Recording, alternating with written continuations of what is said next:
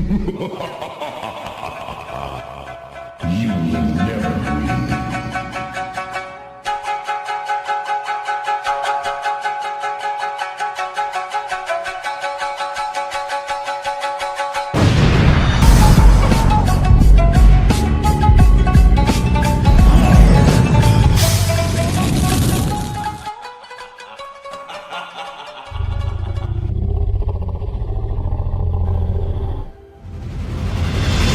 Halo teman-teman, selamat datang di channel Reinkarnasi. Kali ini kita akan membahas alur cerita Donghua Immortality untuk season 2 part 3. Oh ya, sebelumnya ini adalah konten full spoiler yang mana untuk filmnya sendiri belum dirilis. Jika kalian tidak menyukai alur cerita full spoiler, langsung saja di skip ya. Baik, pada part sebelumnya kita sudah melihat bagaimana Fang Han berhasil membunuh banyak sekali Yasha, dan menyulingnya menjadi pil darah, dengan meminjam kekuatan peta musim semi kuning Huang Quan dengan bimbingan Nagayan. Kemudian di akhir video, kita juga melihat Jenderal Shuro datang mendekat ke arah Fang Han. Apakah Fang Han akan mampu untuk setidaknya mengimbangi, atau bahkan membunuh Jenderal Iblis Shuro ini? Tanpa berlama-lama, langsung saja mari kita simak alur ceritanya.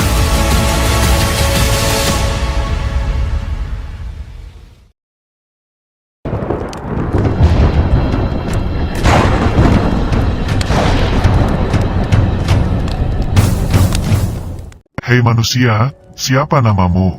Tanya Jenderal Shuro dengan suara lirih namun tajam itu.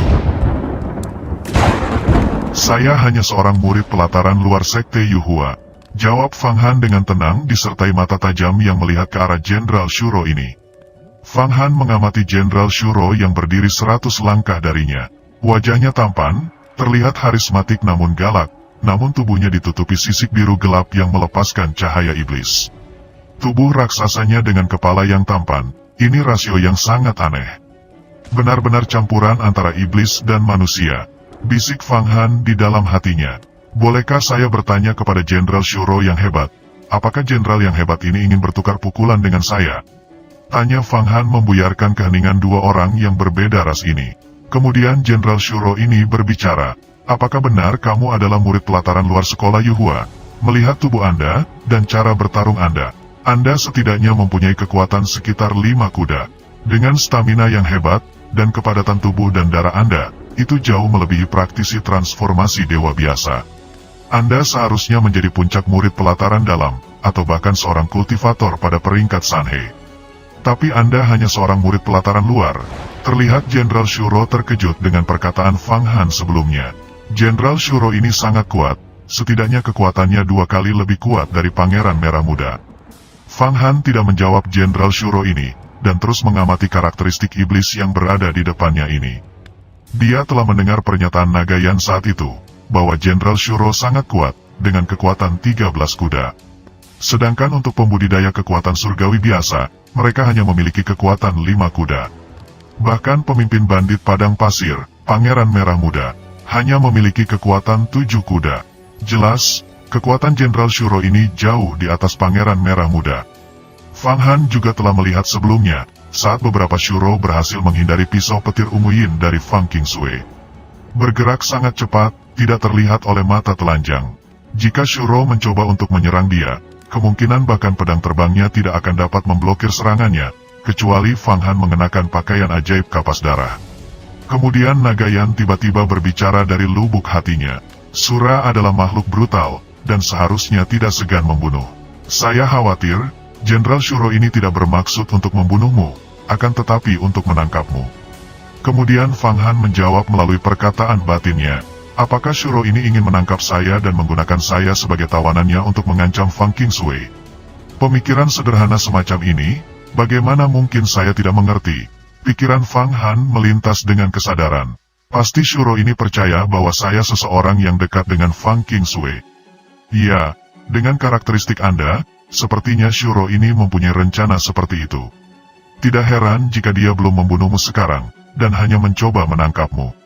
Akan tetapi, kesalahpahamannya akan memberi kita banyak peluang, jawab Nagayan dengan sedikit tawa. Kesempatan apa? Mungkinkah Anda pikir kita bisa membunuhnya? Sisik di tubuhnya bahkan lebih keras daripada Flying Yasha, bahkan mungkin pedang terbang tidak dapat menembusnya. Tanya Fang Han dengan nada yang serius. Saya punya cara, saya akan memandu Anda dari dalam. Jawab naga Yan dengan tenang. Kemudian Jenderal Shuro ini melanjutkan pembicaraannya. Apakah kamu seorang murid pelataran luar atau pelataran dalam, saya tidak peduli. Kamu harus meletakkan pedangmu dan ikut denganku. Aku tidak akan membunuhmu.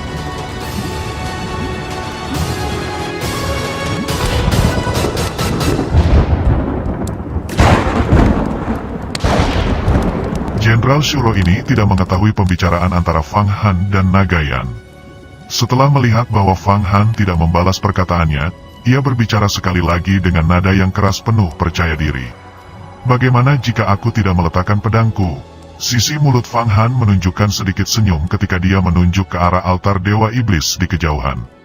Di atas altar, listrik ungu menyala ketika asap hitam memenuhi langit. Patung Dewa Iblis raksasa perlahan-lahan runtuh.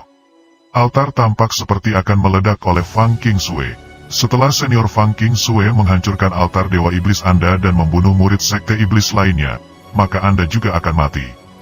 Kemudian Jenderal Shuro membalas perkataan Fang Han dengan nada meninggi. Apakah begitu? Kalau begitu, mari kita lihat siapa yang mati dulu. Wajah Sura menunjukkan senyum misterius, dan kemudian hati Fang Han segera terasa sedingin es. Cakar iblis keluar dari ketiadaan telah menembus ke dalam hatinya. Ini sangat cepat. Jenderal Shuro itu masih jelas 100 langkah jauhnya, tetapi cakarnya sudah mencapai dadanya.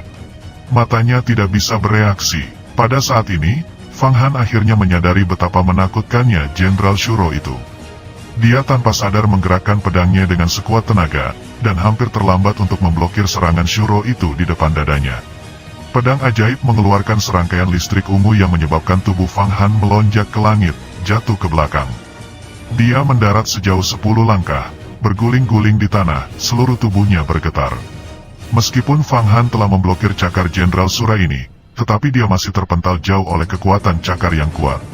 Lalu kemudian, Fang Han melakukan serangan balik. Seluruh tubuh Sura diikat oleh listrik ungu dan tampaknya lumpuh sesaat. Namun, pada saat berikutnya, listrik ungu lenyap, tampaknya hanya sedikit mengulur waktu, dan tidak menyebabkan cedera substansial pada Jenderal Shuro itu.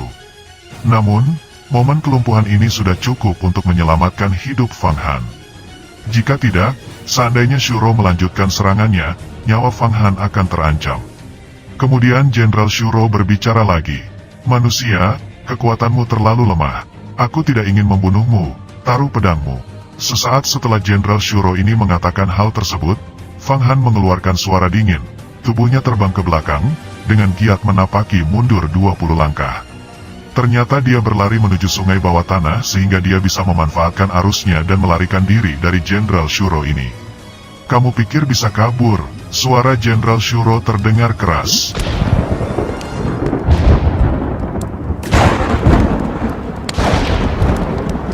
Lalu kemudian tubuh Sura ini melesat, berubah menjadi garis hitam.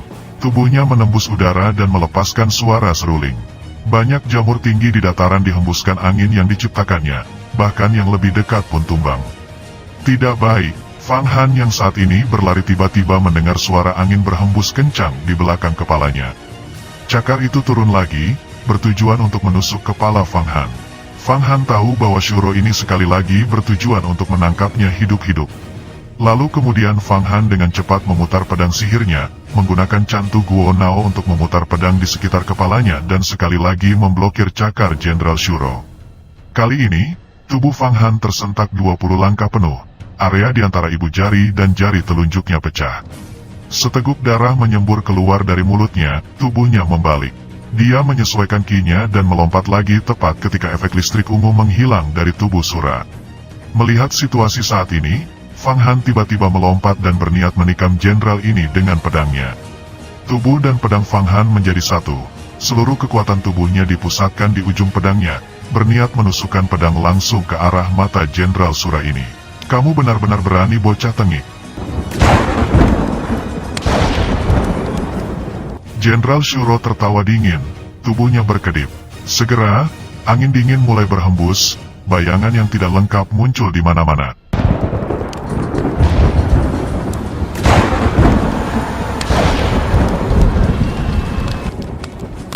Pisau Fang Han hanya menghantam udara tipis.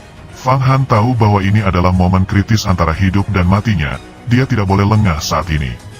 Memfokuskan seluruh jiwanya, dia memeriksa tulang-tulang di bawahnya, seakan-akan melihat kristal. Situasinya abadi di sini dan mencerminkan keadaan luar. Kulit itu bahkan lebih sensitif, embusan angin, jejak ki, semua bisa dirasakan, sehingga memungkinkan reaksi alami. Tubuhnya saat ini beberapa kali lebih gesit daripada monyet, melompat-lompat, pedang sihir menyerang dengan kacau, listrik ungu berkedip, secara mengejutkan menerima serangan Sura. Pertempuran ular dan peri, cincin kontinu 7 bintang, roh terbang berkedip, naga halus, Vicious Tiger, hujan musim gugur. Pada saat ini, semua seni bela dirinya yang tajam ditampilkan di pertarungan kali ini.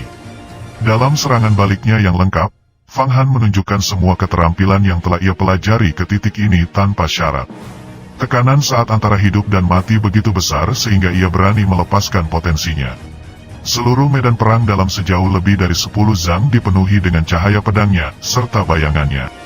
Stamina besar dan tubuh kokoh yang dianugerahkan kepadanya oleh pil emas 9 bukaan akhirnya menunjukkan fungsinya.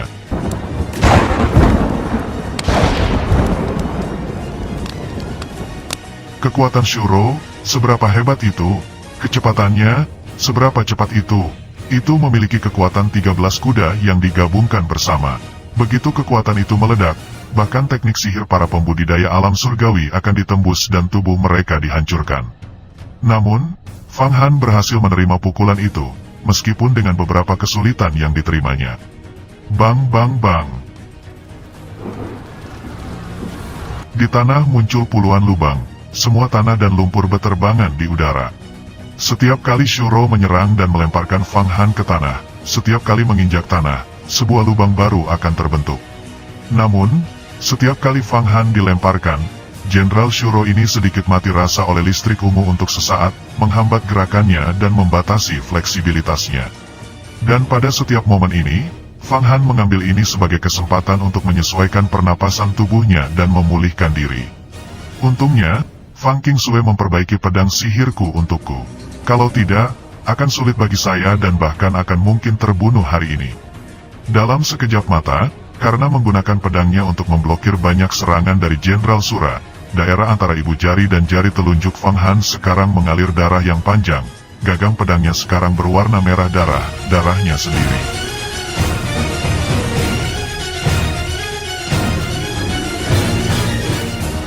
Kemudian Jenderal Shuro tiba-tiba berbicara, "Kekuatanmu sungguh mengejutkan, bisa memblokir jurus 13 iblis terbang saya. Anda seharusnya bangga, karena saya benar-benar mengalami kesulitan di sini." Shuro sekali lagi berdiri di medan perang, menyaksikan darah mengalir dari tangan Fang Han. Lalu kemudian ia bertanya, "Kira-kira berapa kali lagi Anda bisa memblokir serangan saya? 3 kali, 2 kali, dan setelahnya, bisakah kamu memegang pedangmu lagi? Tanpa listrik ungu pada pedang tidak ada lagi jeda waktu karena kelumpuhan sesaat saya. Dan pada waktu itu, menangkap Anda akan semudah menangkap kelinci." Kemudian adegan pertarungan berpindah ke arah Fang Qingsui. "Fang Qingsui, kamu." Tepat pada saat ini, dari atas altar Dewa Iblis yang jauh, terdengar raungan yang menghancurkan bumi. Tuan Langit Serigala kecil Wang Molin yang berdiri di bawah patung Dewa Setan tiba-tiba terbakar ketika asap serigala langit serigala di tubuhnya menyala dan mulai terbakar, meleleh menjadi semburan api sebelum menghilang. Fang Qingsui, mengandalkan teknik surgawi yang kuat, telah berhasil menembus pertahanannya. Labu 7 roh jahat di tangan Wang Molin dibelah dengan pisau ki dan terbang ke udara. Fang Qingsui melambaikan tangannya, dan bau ki ini terbang ke tangannya. "Tanpa labu 7 roh jahat, apa yang bisa kamu lakukan?" Fang Qingsui meraih labu 7 roh jahat. Lalu kemudian 2 ular petir ungu yin yang di sisinya dengan ganas bergegas ke bawah menuju patung Dewa Setan. Dia ingin menghancurkan patung itu. Pada saat ini, patung Dewa Setan tiba-tiba bergoyang, seolah-olah ada sesuatu yang bangkit.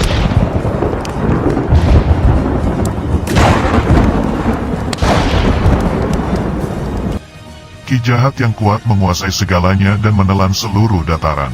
Ketika Fang Qingsui melihat apa yang terjadi, wajahnya segera berubah. "Apa, manifestasi Dewa Setan? Saya tidak bisa menahan ini lebih lama lagi." Kemudian pertarungan kembali ke arah Fang Han. Setelah melihat situasi saat ini, wajah Jenderal Shura tiba-tiba menjadi dingin. Tanah tempat ia berdiri tiba-tiba bergetar, dan sebagian besar amblas masuk seakan ditelan oleh bumi. Ini adalah waktunya, Naga Yan berkata dengan tiba-tiba, menyampaikan pikirannya kepada roh Fang Han. Manifestasi Dewa Setan bukanlah masalah sepele. Fang Qingshui tidak punya waktu untuk menjaga kita. Mari kita bergandengan tangan dan bunuh Jenderal Shuro ini. Patung Dewa Setan yang berdiri di atas altar Dewa Setan tiba-tiba mengalami perubahan drastis. Memancarkan cahaya kuat, membuat keadaan sekitarnya bergetar. Dalam jangkauan patung itu tertutupi oleh Ki Iblis. Bahkan Jenderal Shuro yang awalnya bermaksud menangkap Fang Han tampaknya menyerah pada ide itu, dan sekarang beralih akan membunuh Fang Han. Kemudian tiba-tiba, seluruh tubuh Jenderal Shuro berubah menjadi kabur karena kecepatannya yang benar-benar tiada taraf. Angin tajam datang ke arah Fang Han dari semua sisi, menyelimutinya dan menciptakan angin puyuh yang dahsyat. Fang Han sekarang benar-benar dikelilingi oleh angin kencang, ini dihasilkan dari hembusan kemarahan iblis.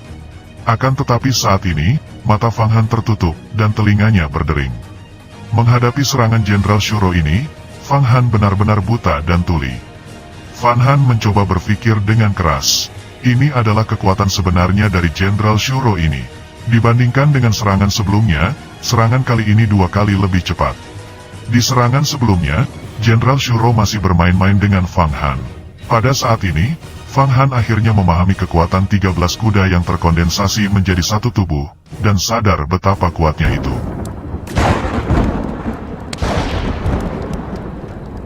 Tekanan udara terus-menerus bergetar dan meledak, menyengat tubuhnya. Fang Han tidak tahu di mana dia bisa menghindar. Ini adalah teknik dari jalan iblis, pembunuh setan angin. Kemudian tiba-tiba, Naga Yan mengeluarkan suara melengking nyaring yang diarahkan pada pikiran Fang Han.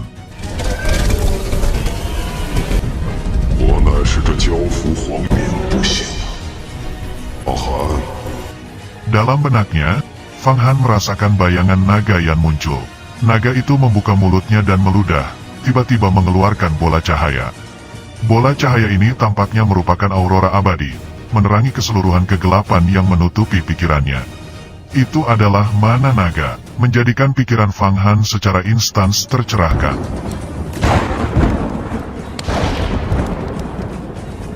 Kemudian Fang Han membuka matanya, dan sepertinya tindakan iblis Shuro ini melambat banyak. Cakar-cakarnya bergerak sedikit demi sedikit, menamparkan wajahnya. Fang Han tidak ragu, tubuhnya berkedip. Tangan, kaki, punggung, pinggang, pinggul, lengan, bahu, dan leher semuanya bergerak bersama, seperti 7 bintang yang tak terputus, berkedip ke sisi kanan Jenderal Shuro. Mengerahkan kekuatan di kakinya, serangkaian tendangan bayangan terus-menerus dengan kuat mengenai Jenderal Shuro yang sangat besar.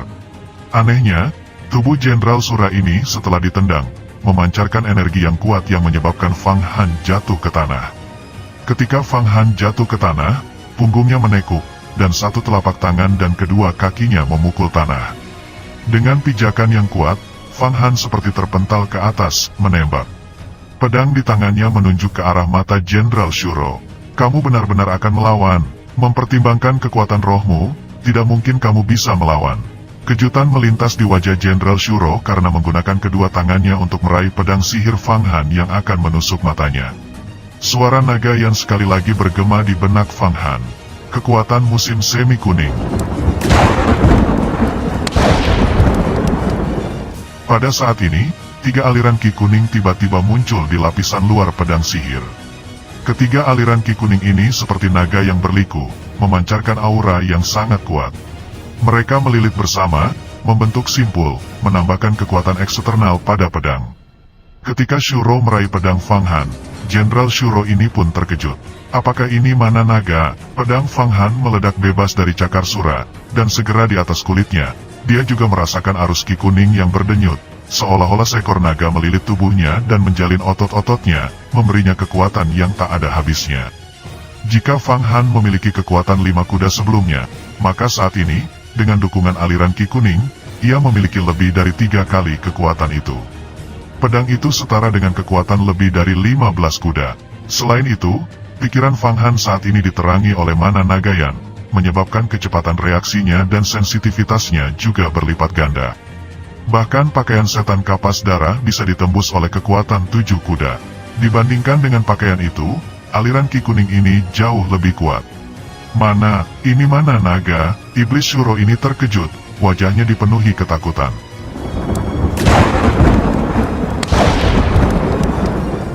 Jenderal Shuro ini segera bisa melihat bahwa itu adalah mana. Ia benar-benar tidak bisa mengerti mengapa Fang Han bisa menggunakan mana. Karena hanya kultivator yang sudah menerobos alam surgawi yang bisa menggunakannya. Tubuh memiliki batasnya, akan tetapi mana tidak terbatas. Alam surgawi tidak terbatas. Fang Han tidak mendengar apa yang dikatakan Jenderal Shuro, karena pedangnya, seperti sambaran petir, memenggal Shuro. Pedang itu mengiris begitu cepat sehingga menembus udara dan membentuk ruang hampa sementara. Jaring bumi mata air kuning, suara Nagayan berubah, dan mana kuning tiba-tiba terbelah, berubah menjadi jaring laba-laba yang besar. Jaring itu segera mengikat tubuh Jenderal Shuro, bahkan ke titik di mana ia bahkan tidak bisa mengaum dan mengeluarkan suara.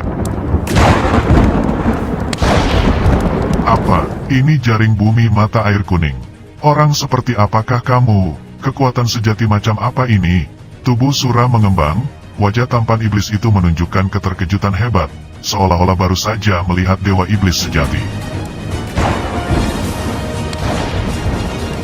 Namun, Fang Han tidak menjawab, dan melanjutkan hanya untuk menusukkan pedangnya melalui mata Shuro, seolah-olah dia sedang menghancurkan batu rubi yang solid, menusuk sampai ke otaknya. Setelah itu, seutas jaring bumi mata air kuning, sehalus gossamer, masuk ke dalam tubuh Shuro melalui matanya, menyerap darah dan otak Jenderal Shuro ini. Kemudian Nagayan berbicara melalui pikiran Fang Han. Luar biasa, darah yang Shuro sangat murni, dan arwahnya sangat tajam. Ini dapat disempurnakan menjadi pil darah yang bergizi. Saat Nagayan berbicara dengan gembira, pil darah seukuran mangkuk yang terkondensasi dalam sungai mata air kuning yang suci keluar. Pil darah itu berkilau seperti batu giok. Kualitas pil darah ini setidaknya 10 kali lebih besar dari pil darah yang sebelumnya terkondensasi. Hanya dengan sekali pandang, seseorang dapat mengatakan bahwa itu adalah obat bergizi yang hebat, yang mampu menebus darah dan memperkuat tulang. Lalu kemudian akhirnya iblis itu mati. Jenderal Shuro itu benar-benar dibunuh olehku. Perasaan menggunakan mana, itu benar-benar luar biasa. Fang Han menyarungkan pedangnya dan mundur, pikirannya merenungkan pertarungan mendebarkan tadi. Melalui pertempuran ini, dia semakin memahami tekniknya sendiri. Di jalur kultivasi, dia sekali lagi maju selangkah lagi. Ini mana saya, bukan milik Anda. Ia tidak bisa melengkapi tubuh Anda. Jika Anda bisa berkultivasi ke alam surgawi, Anda baru bisa menggunakannya secara maksimal. Nagayan kemudian menarik kembali mananya, dan kemudian berkata, saat ini saya setara dengan kultivator tingkat kedua alam surgawi, kekuatan alami. Anda harus memberi saya harta yang murni untuk dikonsumsi. Sekarang lihat ke sana, Fang Qingsui saat ini sedang bertarung dengan manifestasi Dewa Setan.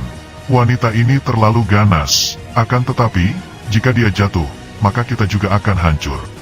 Fang Han dengan cepat menggeser matanya untuk melihat dataran yang jauh.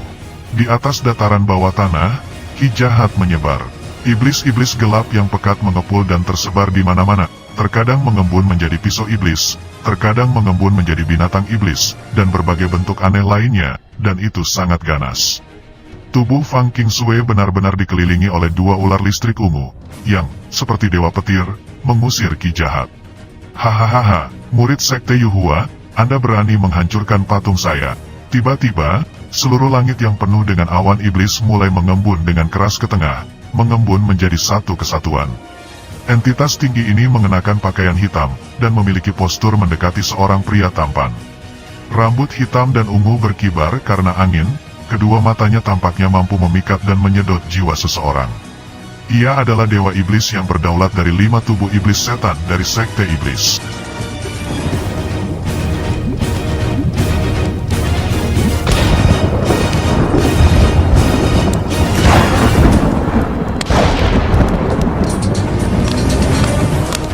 Bersambung, jika kalian menyukai alur cerita ini, jangan lupa untuk berikan like dan komennya ya.